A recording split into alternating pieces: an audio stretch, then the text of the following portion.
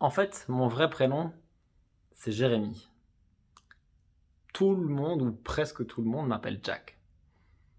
Et pendant toute une époque de ma vie, en fait, j'ai détesté mon prénom.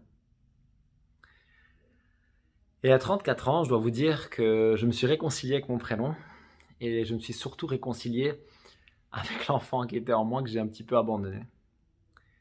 Quand j'étais enfant, j'étais dans une famille, on a tous des dynamiques familiales différentes, mais il y avait une chose qui était très très claire pour moi. On n'était pas tous logés à la même enseigne, c'est que j'étais hyper couvé par ma mère. Et que c'était mon point de repère en fait. C'était mon point de repère émotionnel, c'était mon point de repère quand je voulais étudier quelque chose de difficile, j'allais la voir, etc., etc., etc. C'était vraiment, c'était mon point de repère, je ne peux pas vous le dire autrement.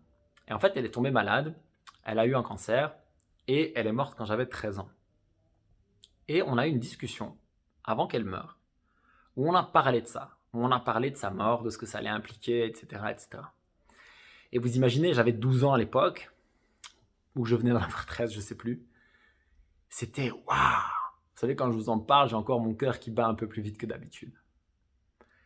Et à partir de là, j'ai perdu mes points de repère. Mon père a essayé comme il a pu de prendre le relais, ça n'a pas fonctionné.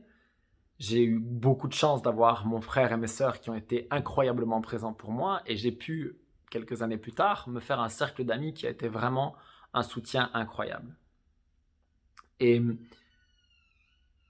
tout ça, ça a créé une fracture chez moi. Ça a créé une fracture entre mon enfance et la suite.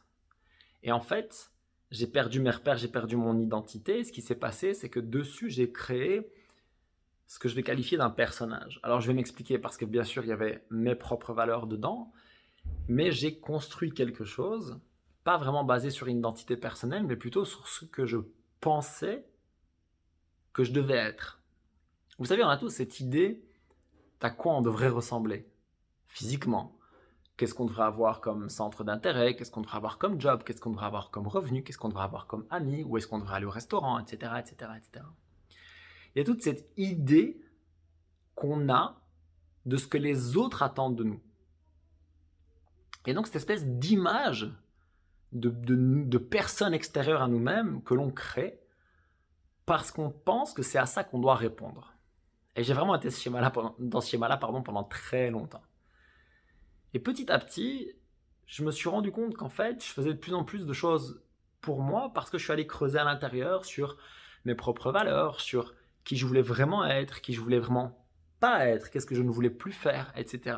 Et ça a causé du tort autour de moi.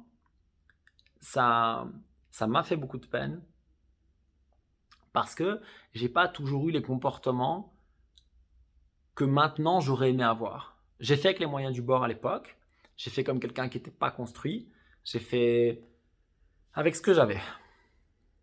Et aujourd'hui, je me dis, en fait, je m'appelle Jérémy et j'ai vécu une enfance heureuse et puis une douleur incroyable et puis une adolescence chaotique. Et l'adolescence, je vais la tirer jusqu'à 23, 24, 25 ans. Et c'est seulement à ce moment-là que j'ai commencé tout doucement à me reconstruire. Et c'est pour moi cette année, à 34 ans, que j'ai fait entièrement la paix avec qui je suis moi, depuis que je suis enfant, qui j'ai voulu être aussi, et qui je suis aujourd'hui. Et ma femme et notre fils m'ont aidé beaucoup à ça.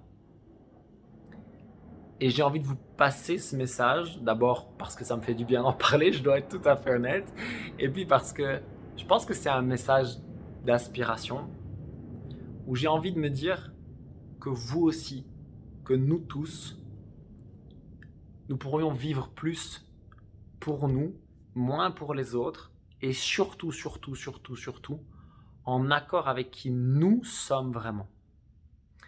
Mais il y a un process pour ça, et le process, je dois être tout à fait honnête, il est douloureux. Il est douloureux.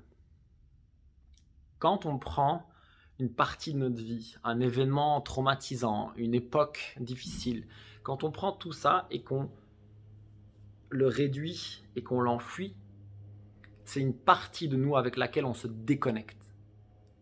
on crée de la distance entre cette partie de nous et nous-mêmes.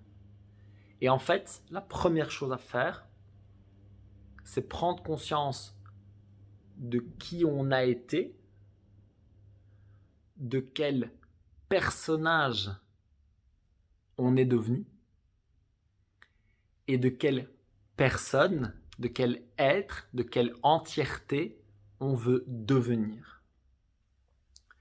Faire la paix avec le passé, comprendre son présent et commencer à construire l'avenir. Et c'est pas des jolies paroles en l'air, c'est un vrai putain de processus. Et la toute première chose à faire pour ça, pour moi, c'est se dire, ok, aujourd'hui, qu'est-ce qui est en accord avec qui je veux profondément être et qu'est-ce qui est en désaccord avec ça. Et à partir de là, faire le lien entre qui je veux profondément être, qui j'étais, qu'est-ce que j'ai laissé sur le côté, quel trauma, quelle difficulté, quelle partie de ma vie, quelle personne j'ai volontairement laissé sur le côté, et pas regretter, pas processer, exprimer et faire la paix. Accepter. Et moi aujourd'hui, j'accepte que j'étais un enfant qui était le fils à sa maman, que ça m'a fait beaucoup de mal et que ça nous a fait beaucoup de mal dans notre famille qu'elle meure d'un cancer et que ça a été très difficile par la suite. Et le plus dur pour moi à accepter, c'est les mauvaises choses que j'ai faites après. Et aujourd'hui, voilà, rien que d'en parler, j'ai la gorge qui se noue, mais je me dis, tiens, finalement, est-ce que j'ai pas juste fait ce que je pouvais? Et donc, je vais arrêter de m'en vouloir et je vais me dire, qu'est-ce que je peux faire maintenant et demain pour faire mieux? Pour faire mieux pour moi, avec qui je veux profondément être moi-même, et du coup aussi pour les autres. Et j'ai encore un chemin infini. Je suis loin d'être une personne totalement entière et cohérente. J'ai encore des choses difficiles à l'intérieur, et je vous en parle parce que je pense qu'en fait on est tous un peu comme ça. Dans des degrés différents, on est tous un peu comme ça. Alors cherchons des solutions pour aller voir qui on est vraiment à l'intérieur, qu'est-ce qu'on a laissé de côté et qu'il serait peut-être bon de traiter, et qui veut-on vraiment être et devenir. Si vous avez envie d'en parler avec moi dans les commentaires, ce serait avec grand plaisir. C'est un sujet qui me passionne et je pense que c'est un chemin incroyable. Alors, vous pouvez continuer à m'appeler Jack parce que je préfère, pour être honnête, au quotidien, simplement parce que tout le monde m'appelle comme ça et que j'ai fait la paix avec mon prénom Jérémy, mais que j'aime bien Jack en fait. J'aime bien Jack tout simplement. Mais si vous voulez m'appeler Jérémy dans les commentaires, vous pouvez. Ça me fera pas de mal. J'aime pas Jérém par contre. Et je vais vous dire pourquoi. C'est parce que j'associe ça à une époque où j'aimais pas mon prénom et où il y avait le Jérém de la Starac et j'étais super jaloux pour une raison, c'est qu'il y a une meuf dont j'étais complètement amoureux qui était fan de lui. Bref, Jérém, c'est vraiment compliqué. Mais vous avez compris l'idée, j'ai fait la paix avec tout ça, donc vous ferez comme vous voulez. Et on en parle dans les commentaires avec grand plaisir parce que c'est exactement le but de ces vidéos. Et si vous voulez recevoir les prochaines, vous vous abonnez. Vous cliquez sur la petite cloche et ça vous permet d'être notifié quand j'en sortirai d'autres. Prenez vraiment sincèrement soin de vous, de qui vous étiez et de qui vous voulez devenir.